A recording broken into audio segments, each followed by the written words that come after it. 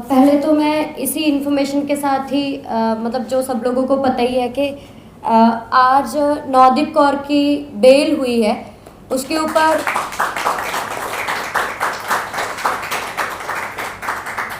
नवदीप कौर और शिव कुमार जो मजदूर अधिकार संगठन के प्रेसिडेंट हैं, जो नवदीप भी उसी के एक्टिविस्ट है मजदूर संगठन के अंदर, तो उन दोनों के ऊपर 3 एफआईआर की गई, जिन तीनों के अंदर मतलब आज तीसरी पे भी उसको बेल मिली है।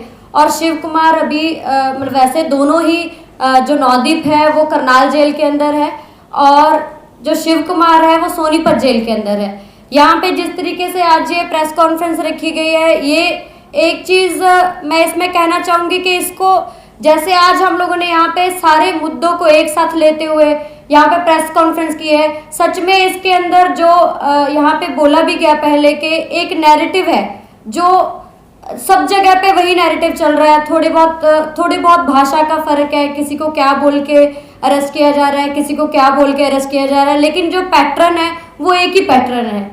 उसमें जो पीछे सारी तस्वीरें लगी हुई है वो सारे वही लोग हैं जो सच में इस देश के लिए काम कर रहे हैं।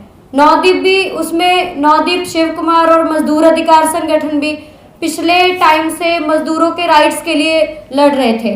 पिछले 3 साल से मजदूर अधिकार संगठन लगातार मजदूरों के राइट्स के लिए आवाज उठा रहा है। जहाँ पे किसान आंदोलन चल रहा है वो सारा एरिया कुंडली इंडस्ट्रियल एरिया है, जहाँ पे बहुत सारा जो माइग्रेंट लेबर है, लाखों की संख्या में माइग्रेंट लेबर वहाँ पे काम करती है। यूपी, बिहार, अलग अलग जगह से वहाँ पे लेबर काम करती है और वहाँ पे कोई भी मतलब जो हमारा संविधान भी हमें देता है, हालांकि उसमें भी चेंजेस हो रहे हैं। जो लेबर लॉज इसके लॉकडाउन के दौरान बहुत सारे कानून आए जिसमें लेबर लॉज भी चेंज किए गए, उसमें वो तक भी मतलब उससे पहले भी कोई लेबर लॉ लागू नहीं होता है। मिनिमम वेजेस का, सिक्योरिटी का, या अगर किसी भी मजदूर को कोई भी मतलब जो चोट लगती है, हाथ कट जाता है, उनको कुछ नहीं मिलता है, वहां से उनको जॉब से निकाल दिया जाता है। बाद में अभी लॉकडाउन में तो हमारे पास ऐसी उदाहरणें हैं कि जो इतना 2-2, 3-3 महीने वहां पे काम किया तो वहां पे उनको बाद में पहचान भी नहीं रहे थे मालिक कि आप कौन है,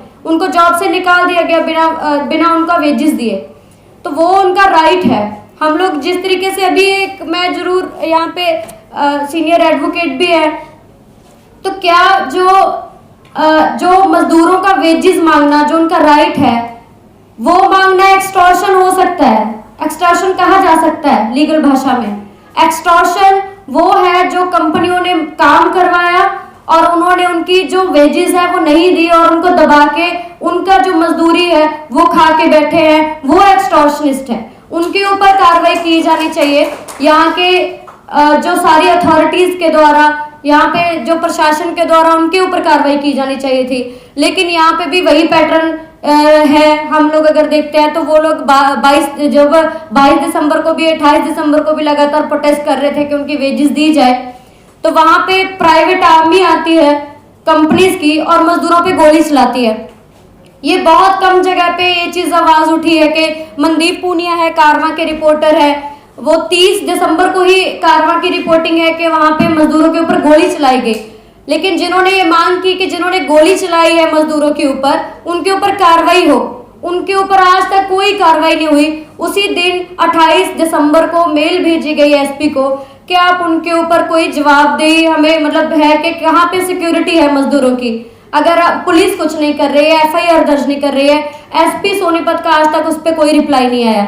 लेकिन जब नवदीप को 12 जनवरी के प्रोटेस्ट से अरेस्ट किया गया, जब उसकी बेल रिजेक्ट हुई, तब हमें पता चलता है कि उसका बेस कौन सा है कि 28 दिसंबर को भी उसी पे एफआईआर है। जिन्होंने गोली चलाई, जिन्होंने मजदूरों पे हिंसा की, क्या आप प्रोटेस्ट नहीं कर सकते, आप जो यहाँ पे इकट्ठा नहीं हो सकते, आप पर्चा नहीं बांट सकते, उनके ऊपर एफआईआर नहीं है, उनको कोई जवाबदेही नहीं है, उनके पास राइट है। कारवां की रिपोर्ट में मतलब बहुत क्लियरली लिखा है, उन्होंने अपना स्टेटमेंट दिया है कि हम लोगों ने इसीलिए यहाँ पे कुछ ग्रुप्स बनाए ताकि जो मजदूर हैं वो प्रदर्शन ना कर पाए। मतलब उन्होंने बोला कि उग्र प्रदर्शन ना कर पाए। लेकिन यहाँ पे जो बाकी हम लोगों को पता है कि पुलिस का क्या रवैया है, लेकिन उसके अलावा भी यहाँ पे फोर्सेस है। जिस तरीके से सीएनआरसी के अंदर हम लोग भी मैं दिल्ली यूनिवर्सिटी की स्टूडेंट हूँ, तो हम लोग भी सारे लोग CNRC के आंदोलन के अंदर थे। जो नताशा देवांगना के साथ हम लोगों ने बहुत सारे प्रोटेस्ट किए हैं, और ये पहले हम बहुत सुनते थे कि 84 के अंदर ये हुआ, पहले ये दंगे हुए, लेकिन अभी हम लोगों ने आंखों से देखा कि जो लोगों ने सीरियसली आके वायलेंस की उनको आज तक कुछ जवाबदेही नहीं देनी पड़ी। वो बीजेपी के MLA हैं, MPs हैं जिन्होंने हेट स्पीचेस दी, लेकिन हमारे जो साथ में लड़ने वाले साथी थे वो आज जेलों के अंदर हैं। वो बहुत सारे ऐसे लोग हैं जिनका हिस्ट्री रही है कि कोई भी उन्होंने हर तरीके के इनजस्टिस के खिलाफ आवाज उठाई है। इसी तरीके से हम लोग ये जो UAPA के ऊपर बोला गया है, हर जगह पे UAPA डाला जा रहा है। अभी जो किसान आंदोलन के अंदर से बहुत सारे किसान जो है उनको अरेस्ट किया गया, और किसी को तिहाड़ जेल में, बहुत सारे लोगों का तो पता भी नहीं चला कि उनको कहाँ रखा गया है। तो ये हम लोगों को सारे जिस तरीके से ऑर्गेनाइज किया गया है वो सच में ऐसे आवाज बनने की जरूरत है, और मीडिया जिस तरीके से रोल अदा कर रही है उसके ऊपर भी हमें आवाज उठाने की जरूरत है कि फ्रीडम ऑफ स्पीच क्या है, प्रोटेस्ट करना क्या फ्रीडम ऑफ स्पीच नहीं है। लेकिन जो जिस तरीके से ये चल रहा है कि आप किसी को कुछ भी टैग कर दो, तो वो क्या है, वो किसी को डिफेम करने का काम। आप जो कोर्ट है या पुलिस है वो तो अलग से प्रोसेस चल रहा है, लेकिन इनका अलग से है। तो इनको किसने राइट दिया कि आप बिना इन्वेस्टिगेशन, जब नवदीप को भी अरेस्ट किया गया तो पहले से ही बहुत सारे चीज नैरेटिव चल रहे थे कि ये तो पहले से ही चंदा उगराने वाले लोग हैं या कुछ है, तो बहुत सारी चीजें चल रही थी, फेक न्यूज चल रही थी। कुछ मीडिया ये दिखा रहा था, मेरी फोटो डाल के ये दिखा रहा था कि इसकी अरेस्टिंग हो गई है। तो इन्वेस्टिगेशन करो, आप जो आई विटनेसेस हैं उनके पास पहुंचो, जैसे पहले भी यहाँ पे बोला गया। तो आप जो रिसर्च करके जो सच तक पहुंचने का काम है मीडिया का, सच की आवाज बनने का काम है, जो रियलिटी है, रियल चीज जो हो रही है वो लोगों तक पहुंचाने का काम है, ना कि एक जो सरकार का ही जो स्पीकर बन के बोलते रहने का कि जो वो चाहती है, सरकार चाहती है, वही नैरेटिव सेट किया जा रहा है। तो अभी जो शिव कुमार है उसके बारे में पहले बहुत कम बात हो रही थी, लेकिन अभी बात उठी है। जिस तरीके से बहुत सारे लोगों को किडनैप करती है पुलिस, और उसके बाद बहुत दिनों के बाद कोर्ट में प्रोड्यूस किया जाता है उसको, उसी तरीके से शिव कुमार के साथ भी हुआ।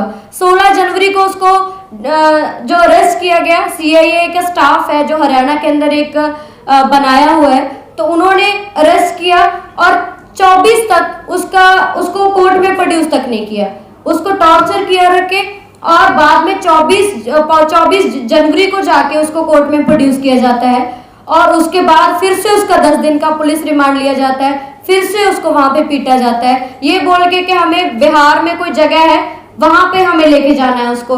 लेकिन ऐसा कुछ नहीं था कि जहां से उनको बरामद करना था कुछ, या उनको सब चीज पता था कि हम लोगों को ये पूरा फेक FIR है, पुलिस के द्वारा ही FIR ये की गई। और ये भी लीगल है कि आप एक ही इंसिडेंट की एक ही दिन पे 2 FIR नहीं हो सकती, लेकिन एक ही इंसिडेंट की 2 FIR दोनों लोगों पे की गई। और अभी जो रिपोर्ट आई है, बहुत टाइम के बाद, बहुत लंबा टाइम लग गया ये सच्चाई सामने आने के लिए, लेकिन ये सच्चाई सामने आई कि शिव कुमार को हाथों में फ्रैक्चर है, उसके पैरों में बहुत सीरियस इंजरीज है, फ्रैक्चर है, मल्टीपल फ्रैक्चर्स है उसकी बॉडी पे। और कोर्ट के द्वारा, हाई कोर्ट के द्वारा ऑर्डर आया कि उसको तुरंत जो चंडीगढ़ हॉस्पिटल के अंदर एडमिट करवाया जाए, लेकिन कल 10 बजे पुलिस जो जेल का जो अथॉरिटी है वो लेके आती है उसको हॉस्पिटल में, और सिर्फ प्लास्टर करवा के उसको वापस जेल में भेज दिया गया, जबकि उसकी हालत ही नहीं है कि वो जेल में रह पाए। कोर्ट के ऑर्डर के बावजूद भी ये सब चीजें चल रही हैं। तो अभी आज ही प्रोटेस्ट भी हुआ उसके ऊपर कि उसको कोर्ट के जो ऑर्डर के बावजूद भी उसको जेल में लेके जाया जा रहा है। उसको क्यों खतरा, क्या खतरा है कि उसको जेल में जो हॉस्पिटल में रखेंगे वो ठीक होगा, तो क्या ऐसा बोल देगा उसको, मतलब जो बहुत सारा वो शॉक में है इस टाइम पे, जो रिपोर्ट के अनुसार, जो मीडिया के पास भी हम लोगों ने रिपोर्ट सर्कुलेट की है।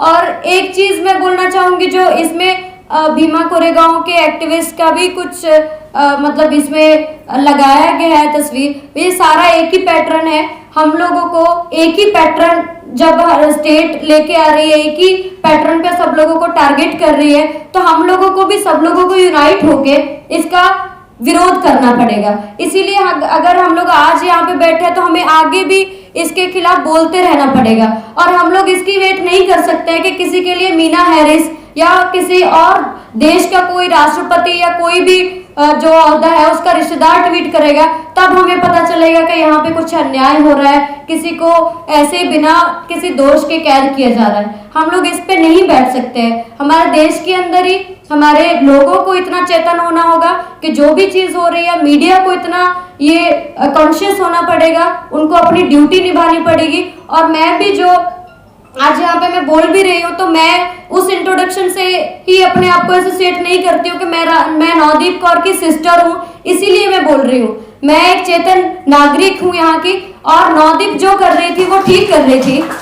हमारी पूरी फैमिली नवदीप कौर के साथ है, और जब वो बाहर आएगी उसका ये स्टेटमेंट भी है जेल के अंदर से कि वो बाहर आके आंदोलन का हिस्सा बनेगी और इस आंदोलन को आगे लेके जाएंगे, मजदूर किसान की यूनिटी को आगे लेके जाएंगे। जिस तरीके से उसको टारगेट किया है वो मतलब एक दलित होने के कारण भी, महिला होने के कारण भी, लेकिन एक जो और भी कारण है कि आप एक राजनीतिक विचार को बोल रहे हैं कि इस देश के अंदर मजदूर किसान ही है जो सबसे ज्यादा शोषित है, और उनको एकता बनाते हुए इस सरकार से जवाब पूछने चाहिए। और उनके अंदर ही ताकत है। अगर ये लोकतंत्र है तो वही लोग डिसाइड करेंगे कि यहाँ पे क्या चीज होगा, क्या चीज नहीं होगा, क्या चीज हमारे पक्ष में है, क्या चीज हमारे विरोध में है। ये सारे प्राइवेटाइजेशन के खिलाफ वो लोग लगातार बोल रहे थे, वो लोग यही अभियान कर रहे थे कि यहाँ पे जो किसान आंदोलन के अंदर जो तीनों कानून है वो सिर्फ किसानों के खिलाफ नहीं है। जो एसेंशियल कमोडिटी एक्ट है वो बहुत ज्यादा जो है वो इफेक्ट करेगी मजदूरों के ऊपर, जिनको सारी चीज मार्केट से खरीदनी है, और यही बोलने की जो उनको सजा मिली है जिसकी वजह से वो आज जेल में है। लेकिन अभी हम लोग उसको बाहर लेके आएंगे, और ये मतलब मैं फैमिली मेंबर होने के नाते ही नहीं, मैं मतलब एक एक्टिविस्ट होने के नाते भी ये हम लोग बोलना चाहेंगे कि ये लड़ाई हमने जीती नहीं है। हम लोग नहीं मान रहे, ये सारे लोग जितना टाइम तक अंदर है हम कैसे लड़ाई जीत सकते हैं। और जो सारे लोग जेल में हैं, जब तक इनकी लड़ाई नहीं जीत तक पहुंचती तब तक भी हम लोग जीत इसको नहीं ऐलान सकते हैं। शिव कुमार अंदर है, खालिद सैफी अंदर है, उमर खालिद अंदर है, जो बहुत सारे एक्टिविस्ट है इसके अंदर, जो नताशा है, देवांगना है, बहुत सारे लंबी लिस्ट है जिनको हमें बाहर निकलवाना है। जो हमारे देश के असली लीडर हैं उनको हमें बाहर निकलवाना है, और बहुत सारी ऐसी लिस्ट है जिनको और भी अरेस्ट किया जा सकता है। हम लोग सब लोग एक साथ मिलकर इसके लिए आवाज उठाते रहेंगे, और हम लोग सच में जनता का लोकतंत्र बनाएंगे इसको। Thank you. खबरों में बने रहने के लिए फोरम 4 को सब्सक्राइब करें और नोटिफिकेशन पाने के लिए बेल आइकन दबाएं।